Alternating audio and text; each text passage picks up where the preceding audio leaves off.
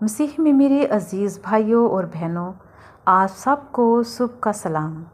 हमारे लिए आज की अंजील मुक़द्दस मत्ती रसूल की अंजील उसका 9 बाब 18 से 26 आयत तक। यायर की बेटी।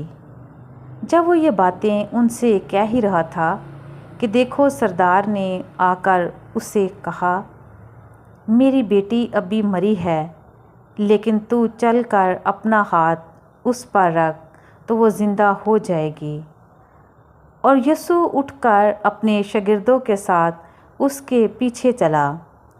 और देखो, एक औरत ने जिसे 12 वर्ष से खून जारी था, उसके पीछे आकर उसकी पोशाक का दामन छुआ, क्योंकि वो अपने जी में कहती थी कि अगर मैं सिर्फ उसकी पोशाक ही छू लूँगी तो अच्छी हो जाऊंगी। तब यीशु ने पीछे आकर उसे देखा और कहा, बेटी, खातिर जमा रख, तेरे ईमान ने तुझे अच्छा किया। बस वो औरत उसी घड़ी अच्छी हो गई। और जब यीशु उस सरदार के घर पहुंचा और बांसुरी बजाने वालों और भीड़ को धूम मचाते देखा तो कहा, हट जाओ, क्योंकि लड़की मरी नहीं बल्कि सोती है। तो वो उस पर हंसने लगे। और जब भीड़ निकाल दी गई तो उसने अंदर जाकर उसका हाथ पकड़ा और लड़की उठी, और उसकी शोहरत उस तमाम इलाके में फैल गई। अंजील मुक़द्दस के पढ़े और सुने जाने पर खुदावंद की बरकत हो, खुदावंद का शुक्र हो। आप तमाम बहन भाइयों को सुबह का सलाम। उम्मीद करता हूँ आप सब बाहिफाजत होंगे। आपकी सलामती और अच्छी सेहत के लिए मैं दुआगो हूँ। आज साल के दौरान 14वें आम हफ्ते में सोमवार की तिलावतों पर हम गौर करते हैं।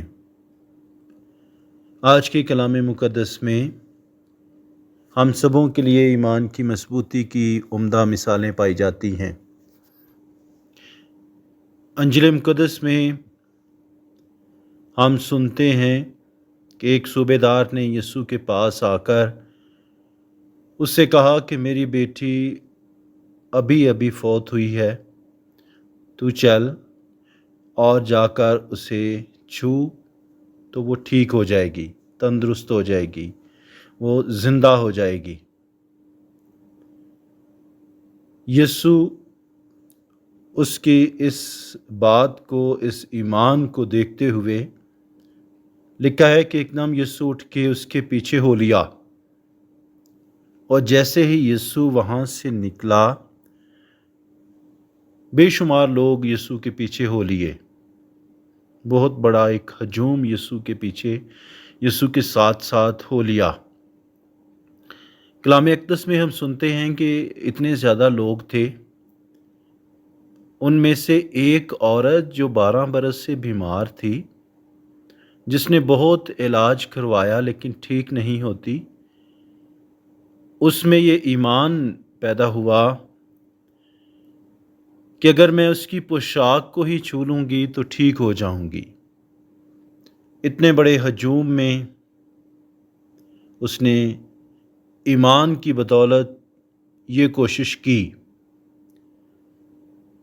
हजूम में से गुज़रते हुए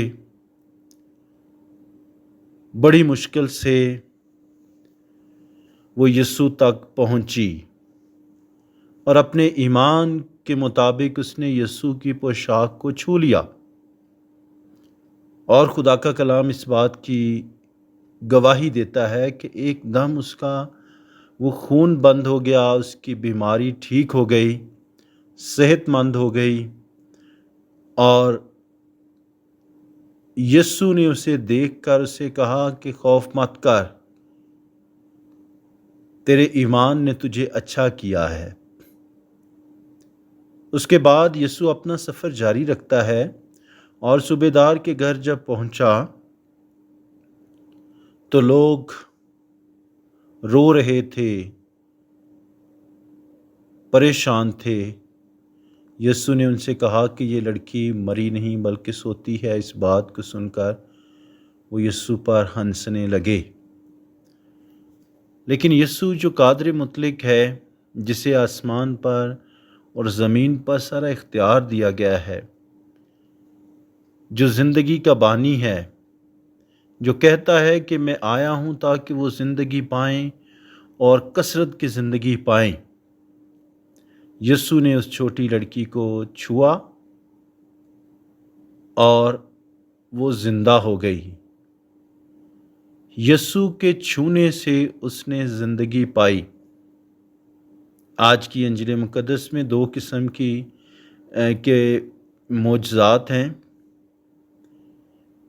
پہلے معجزے میں ایک عورت یسوع کی پوشاک کو چھوتی ہے اور ٹھیک ہو جاتی ہے۔ دوسرے معجزے میں یسوع اس لڑکی کو چھوتا ہے اور وہ لڑکی زندہ ہو گئی۔ میرے عزیزو، آج کا یہ کلام ہم سبوں کے لیے ایمان کی مضبوطی کے لیے ایک عمدہ مثال ہے۔ آئے ہم بھی یسوع کو ایمان کے ساتھ چھوئیں، یسوع کے کلام کو اپنی آنکھوں سے چھوئیں، یسوع کے پاک بدن اور خون کو اپنی زندگی میں لیں تاکہ ہم بھی شفا پائیں، ہم بھی زندگی پائیں، ہم بھی اپنی بیماریوں سے خلاصی پائیں، خوشی اور سلامتی کی زندگی بسر کریں۔ ضرورت اس چیز کی ہے کہ ہم بھی اس عورت کی طرح ایمان میں پختہ ہو جائیں۔